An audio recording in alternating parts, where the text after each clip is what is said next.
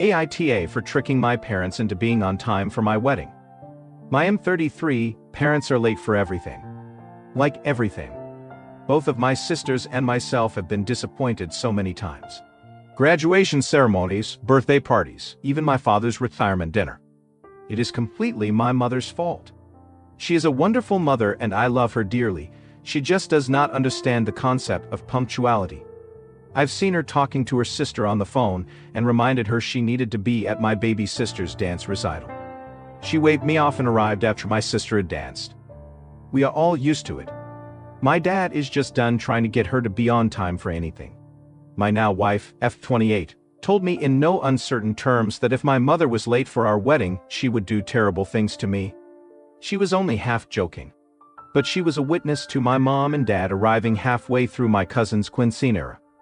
So here is what I did. It is completely on me. Me wife was not involved. If there is a dick move, it was completely mine. When we were getting samples for the wedding, I talked to the printer, and had one special invitation printed with the time on it stated as being 1 hour earlier than the actual start time of the ceremony. My mother was beside herself apparently when they left the house and thought they were going to miss the wedding, since she was a part of it with her and Maya lighting the candles we would use to light the Unity candle and stuff. When she arrived and noticed other people were also just arriving and parking, she was so relieved that we were starting late that she just went with it. The ceremony went off beautifully. And so did the wedding pictures and the reception. The problem came last Sunday. My parents came over for a big family dinner and we didn't bother starting the grill until they showed up. She asked why everyone wasn't eating and we just said we knew we would be waiting for them since they are always late. She said that she was not always late and had been on time for my wedding. She hadn't been. They arrived 45 minutes after the time on their invitation. My idiot cousin John, real name because it's common and he deserves people to know he is adult, snorted at her statement. A few other people giggled or smiled at this and she picked up and asked what was so funny. I came clean and told her about the special invitation. She is pissed at me for not trusting her and making her look foolish in front of everyone. If my cousin had just controlled himself, she never would have known. Part of the reason she is mad is because she had her invitation framed. To be honest, I was already planning a heist with my sisters to replace it with the real one in case she ever noticed the discrepancy between hers and the one we have framed in our home. Yeah, we are Latinos. And no, I do not in any way consider it racist. How many of you guessed that? I've been to Spain and it's an issue there too. And the Philippines. Basically anywhere those guys were in charge. Stop defending John. He and I have spent 30 years messing with each other. I have an AITA story that ends with me getting an offensive tattoo, $5,000 and for removal, and him getting a body cavity search at the Mexican border. I would post it, but it happened like 10 years ago. AITA for causing my cousin to have a body cavity search at the Mexican border. Fine, you win. Here is the relevant part of the story. I grew up with my older cousin John. We constantly fight like in a cartoon. I also know I can trust him with my life.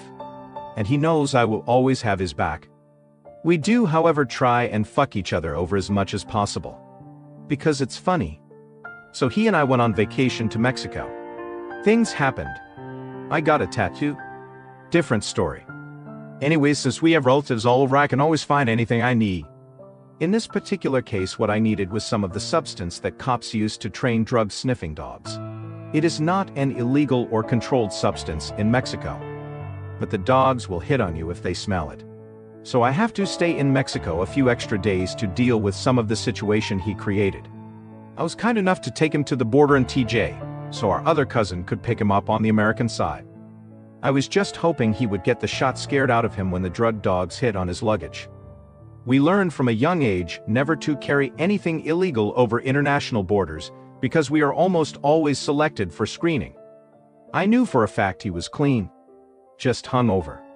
Anyways, it turns out that when a kid born in a certain South American country, carrying a Canadian passport and only a backpack crosses the border and the drug dogs indicate he should be searched, he gets very thoroughly searched. And when they don't find anything, well, let's just look at the title of this post. He thinks I went too far.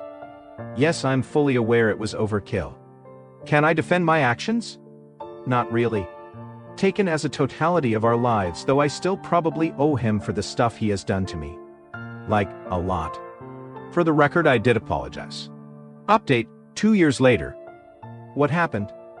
My parents have been embarrassed for 2 years now, because of how I tricked them into being on time for my wedding. Pretty much every time I see them, they say I was a dick not to trust them. Our church is very busy and full of young people. So lots of weddings.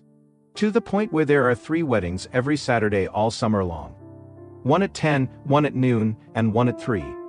Sometimes, but not often, there is also an evening wedding. My little sister just got married. She snagged the noon slot. My mom got super involved in planning the wedding to prove that I'm just an immature asshole. She said that she would be on time and not miss anything. Side note. I personally hate when people clink glasses to get the bride and groom to kiss. At our wedding, people had to sing a song. My cousin John has no shame and sang like 10 times. I think people were bribing him with alcohol. I set up a betting pool for kisses depending on how late my parents were. It cost $10, and then if you guessed within 5 minutes, you got a free pass to make my sister and her husband kiss. Almost everyone bet on time because of the shitstravaganza at my wedding. The correct answer was 25 minutes. Only me, my dick cousin John, and his sister, Yvonne, got free passes for the kissing. And I bet $100. I was confident. We raised almost $1,500, and for the honeymoon with my stupid idea. And I gotta interrupt my sisters from eating with my 10 passes. Win-win. Except for my mom, who thinks I did it to embarrass her. She literally helped plan the wedding and was still late.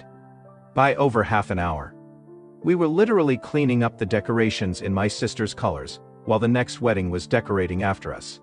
So that's that. My mom will never change. But I have harnessed her inability to give a shit about punctuality for the good of humanity. See you whenever my littlest sister gets married. Relevant comments. Steroid sandwich. Reminds me of a story from a while back about a guy being so sick of his wife's side of the family being late, he took over dinner for all events. He told a specific time when food was out and a time when it would be packed away and in the fridge. They were very upset the food was cold when they arrived, but after a few events they caught on that their actions had consequences. OP. It's a perfect example of setting boundaries and ensuring that actions have consequences. Sometimes, people need a little push to understand the importance of punctuality. Bubble Wrap Stargirl. That's an excellent solution. Waiting for selfish people when there's food involved is not fun. I once went to a birthday meal where the woman whose birthday it was about 3 hours late. We were all starving. OP. Wow, that must have been really frustrating. Have you found any effective strategies to deal with people who are habitually late? Financially secure 9, my MIL used to hold dinner for one of her daughters because she was chronically late. Everyone else was starving. I explained to MIL that it elevated SIL's sense of self to walk in knowing that everyone was waiting on her when she truly did not attempt to be on time. One time she said they were late because they were watching a game and wanted to see it to the end. I replied that she could have driven the entire distance during halftime. No response. When MIL realized that SIL might feel more important than MIL herself by knowing she was holding everyone up, MIL started serving dinner on time. No more waiting. MIL is the most important person in all situations. Insert eye roll here, and could not have her daughter thinking she's more important. SIL hasn't been late since. OP. Sometimes, it takes seeing things from a different angle to make a change. It's great that your MIL started serving dinner on time and that your SIL hasn't been late since.